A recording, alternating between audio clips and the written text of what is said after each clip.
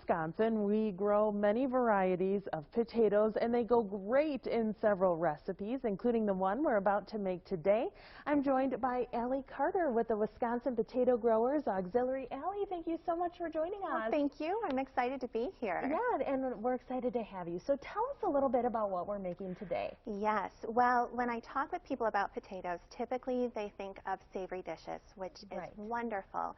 But it's not often that people think about baking with potatoes and using them in sweet dishes. So that's what we're going to chat about today. Perfect. So I have a beautiful mashed potato spice cake that's very simple, very easy. I don't want anyone to shy away from trying to bake something from scratch because this one is simple.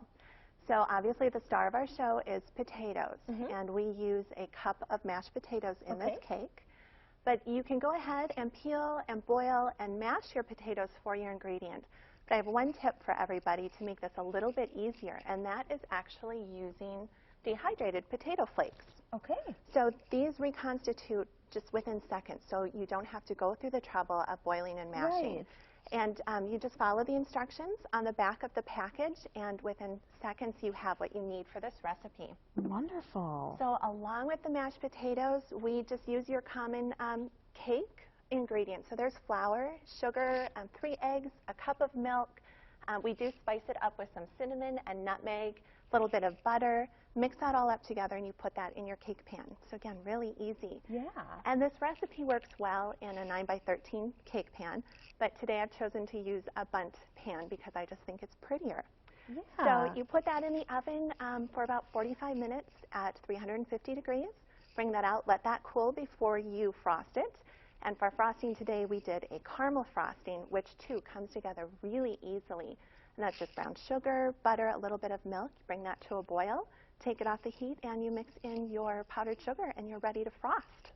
Wow, how easy is that? And I love the fact, though, because I never thought about this, that you can make sweets using potatoes. Absolutely, and people don't often think about that, but they go really well in brownies, cakes, cupcakes. Really? And the mashed potato really lends a moistness to the baked good without making it really dense or heavy. Right. So perfect for baked goods. I encourage people to experiment with some recipes. And as I mentioned, too, we grow a variety of potatoes here in Wisconsin. You know, if people decide to boil and peel the potatoes, is there a certain kind that they should look for? You know, I would lean toward a russet, but any white skin or white fleshed or yellow fleshed potato will work out really well in that dish. So a good mashing potato. Stay away from anything too waxy. Okay. And where can we go to get this recipe?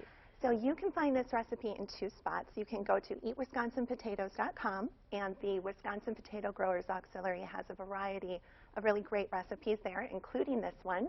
And you can also find this recipe on my site at lifeongraniteridge.com.